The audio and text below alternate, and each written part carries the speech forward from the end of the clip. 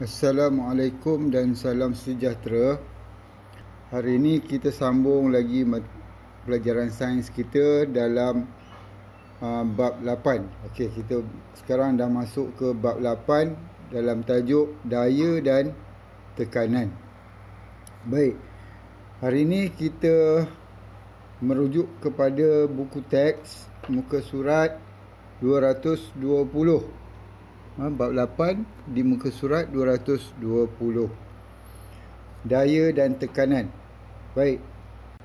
Di situ ada ditanyakan, adakah pepejal mematuhi prinsip Pascal? Baik, soalan yang pertama. Baik, prinsip Pascal ni dia tak digunakan untuk pepejal. Dia hanya digunakan untuk bendali sahaja. Bendali seperti angin, air, cecair-cecair seperti hidrolik, minyak dan sebagainya. Ini menggunakan prinsip Pascal. Kemudian yang kedua, ditanya, dia suruh huraikan masalah yang timbul pada sebuah kapal terbang jika sistem hidrolik dia rosak. Jika sistem hidroliknya rosak. Baik. Kalau kita tengok di kapal terbang ni, baik, ini tayar kapal terbang.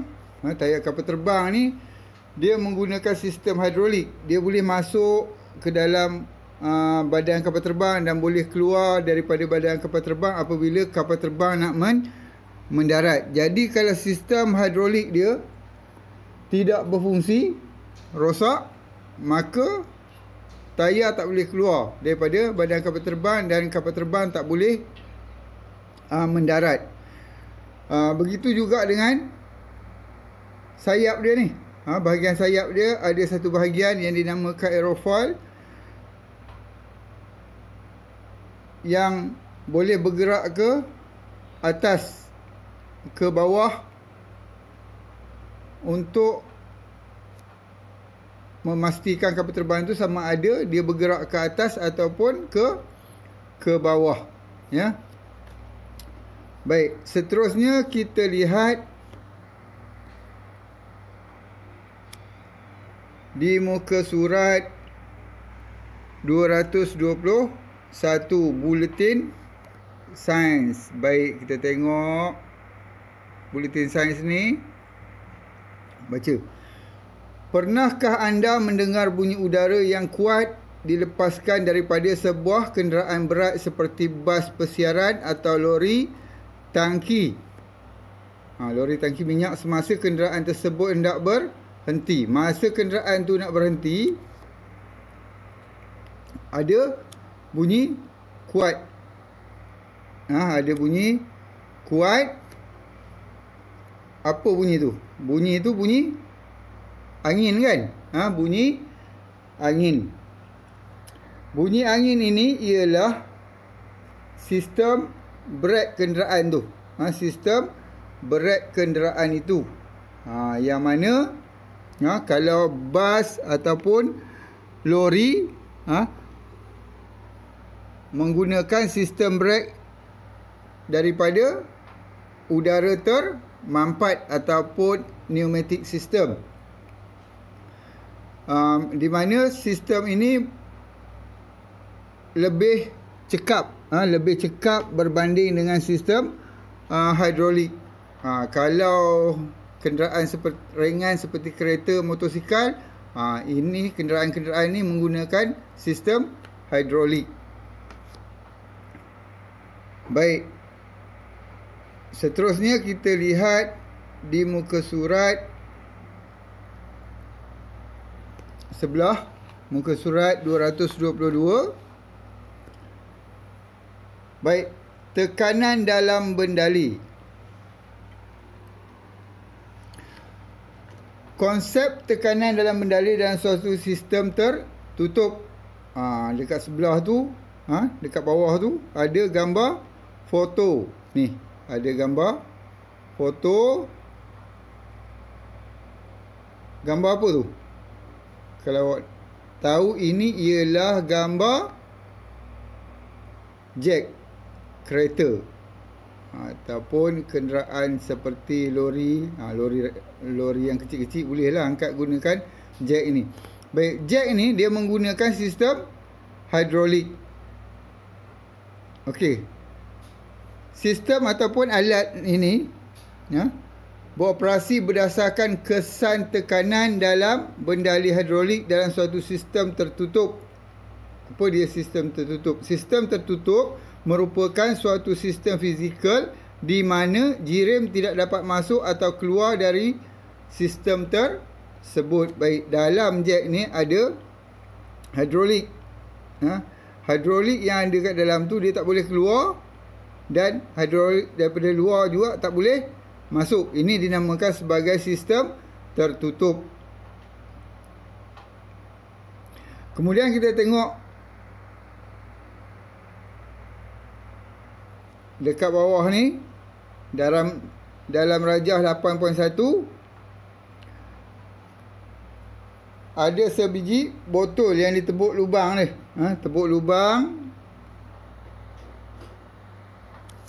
Ni 1, 2, 3. Dia tebuk lubang kat situ. Tebuk lubang kat situ. Kemudian dimasukkan air. Kalau kita tengok daripada rajah tu, air pada lubang yang paling bawah ni dia bergerak keluar, terpancut keluar lebih jauh berbanding daripada lubang yang di bahagian atas. Yang paling dekat sekali yang paling atas. Lubang yang paling atas, air dia pancut paling dekat sekali dengan botol. Kemudian jika kita picit pada botol tu, bila kita tekan botol tu, picit botol tu, bermakna kita menambahkan tekanan di dalam botol tu. Apabila tekanan bertambah, air tadi akan pergi lebih jauh. Dia akan pergi lebih jauh. Kalau kita tengok, dia ada Z campur D. Kalau dekat sini Z je, Z je. Tapi dekat sini Z campur D. D itu penambahan jarak. Penambahan jarak.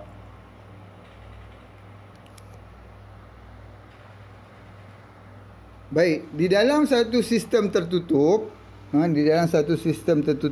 dalam prinsip Pascal menyatakan bahawa tekanan di dalam satu sistem yang tertutup pada mana-mana bahagian adalah sama. Adalah sama. Baik.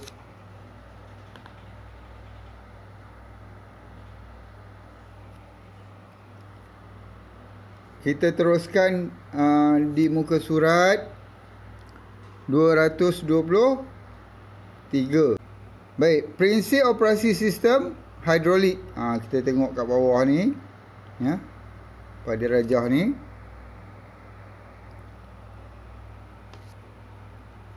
Prinsip asas sistem hidrolik ialah pemindahan tekanan ke semua arah berdasarkan prinsip Pascal.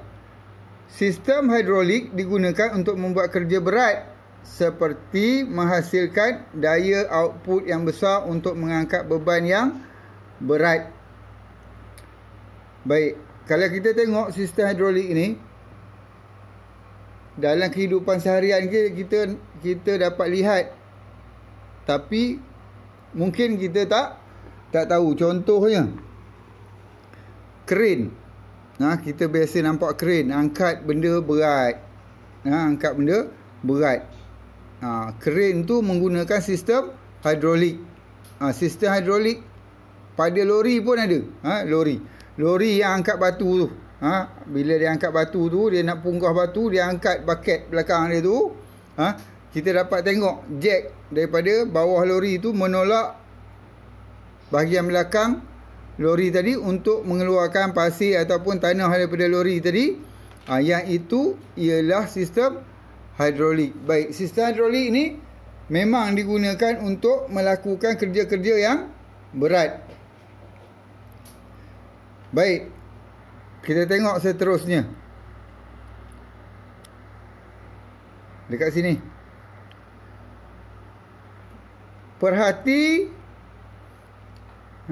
Perhatikan dan fahamkan contoh berikut menunjukkan operasi sistem hidrolik. Sistem hidrolik terdiri daripada 2 silinder beromboh. Ni dia. Sistem hidrolik dia kata sistem beromboh ni. Ni dia. Omboh 1. Ini omboh 1. Yang ini omboh 1, ini omboh 2. Ini dipanggil omboh. Yang itu dipanggil omboh.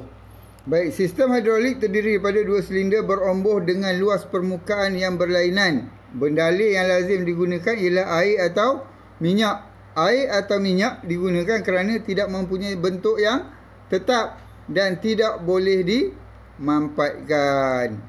Sebabnya air tadi dia tak boleh dimampatkan dan tidak mempunyai bentuk yang tetap. Jadi dia senang diubah, dipindahkan. Contohnya daripada silinder ni, daripada silinder ni ke silinder yang sebelah ni. Daripada silinder yang kecil ke silinder yang besar. Tak kisah air ataupun minyak tadi, dia boleh berubah bentuk. Boleh masuk ke tempat yang kecil, boleh masuk ke tempat yang besar. Baik. Bila kita tekan di bahagian ini, bahagian ni kita tekan, daya yang kita tekan itu akan menolak bendalih yang ada. Bila kita tekan kat sini, dia akan menolak bendalih ni. Menolak bendalih ke sebelah sini, dan di sini akan terangkat naik ke atas. Okey. Ini daya tekanan. Dekat sini akan ada daya angkatan. Baik. Mengikut prinsip Pascal, tekanan yang dikenakan oleh omboh kecil adalah sama dengan tekanan yang dihasilkan pada omboh besar. Baik. Maknanya tadi saya dah jelaskan, di dalam satu sistem tertutup, tekanan pada mana-mana bahagian adalah sama. Itu yang dimaksudkan dalam ni tadi. Tekanan yang dikenakan oleh omboh kecil adalah sama dengan tekanan yang dihasilkan pada omboh besar. Jadi tekanan di sini pada omboh kecil ni, di sini, sama dengan tekanan di sini. Tekanan di A sama dengan tekanan di B. Baik. Jadi apabila kita nak mengira tekanan sini tengok. Tekanan pada omboh kecil sama dengan tekanan pada omboh besar. Tekanan P, pressure, bersamaan dengan daya F dibahagi dengan luas A. Ini formula untuk tekanan. P bersamaan dengan F bahagi dengan A. F tu ialah daya, A tu ialah luas. Luas apa? Luas permukaan omboh. Jadi dekat sini kalau kita tengok,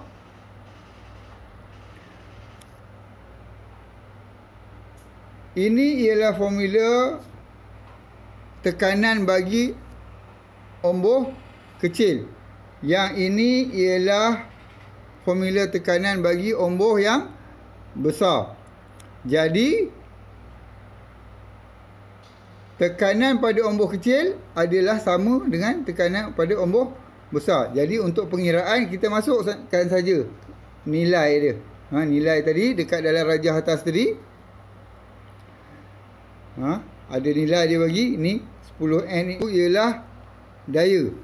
2 cm persegi ini ialah luas bagi omboh kecil. Dan 100 cm persegi ini ialah luas bagi omboh besar. Jadi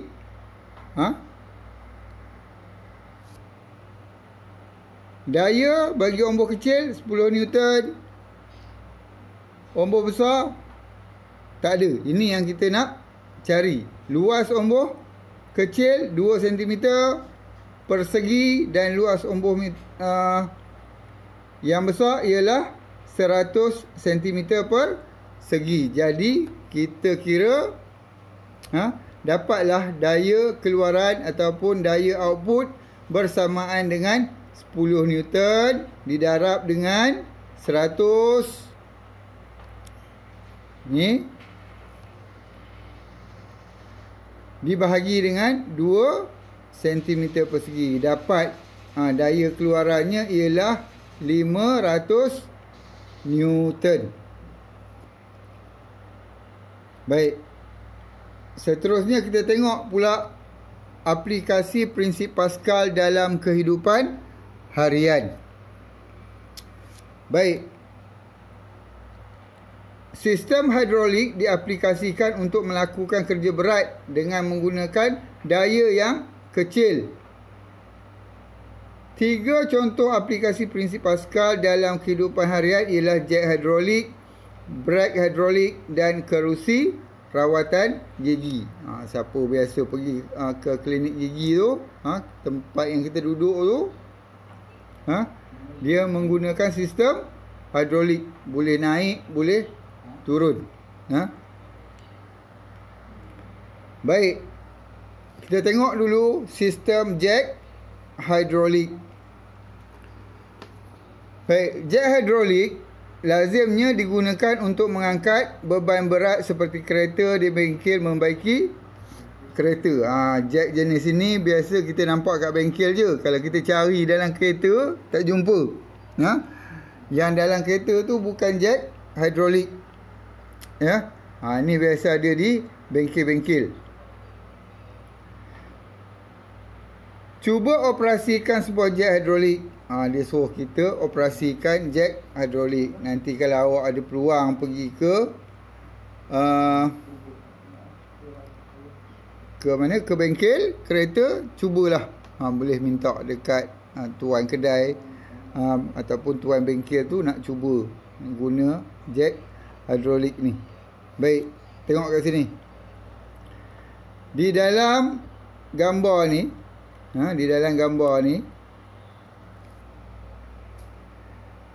jet hidrolik ni dia ada 2 silinder. Ada 2 silinder. Ini silinder yang pertama, ini silinder yang kedua. Baik. Silinder yang pertama ni dia dipasangkan dengan tuas. Omboh dia dipasangkan dengan tuas. Ni tuas. Ni tuas. Kemudian ini omboh besar ni yang mengangkat beban. Yang mengangkat beban. Baik.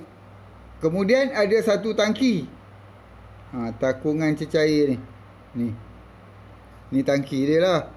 Tangki hidrolik. Tangki hidrolik ni dia menyimpan hidrolik untuk digunakan di dalam sistem ni. Baik, apabila tuas ni guna untuk pump. Pump hidrolik tadi supaya bergerak daripada bahagian ini ke sini.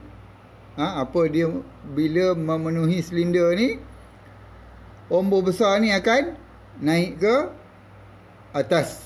Akan naik ke atas untuk mengangkat beban. Baik, dalam sistem jet, kita tengok keterangan dia dengan lebih detail di bawah tu. Dalam sistem jet hidrolik, tuas ditolak ke bawah dan ke atas secara berulang-ulang untuk menolak omboh besar yang berbeban ke atas dengan injap pelepas tertutup. Sebaliknya, apabila injap pelepas terbuka, mana dia injap pelepas? Ni injap pelepas. Ni injap pelepas, ya.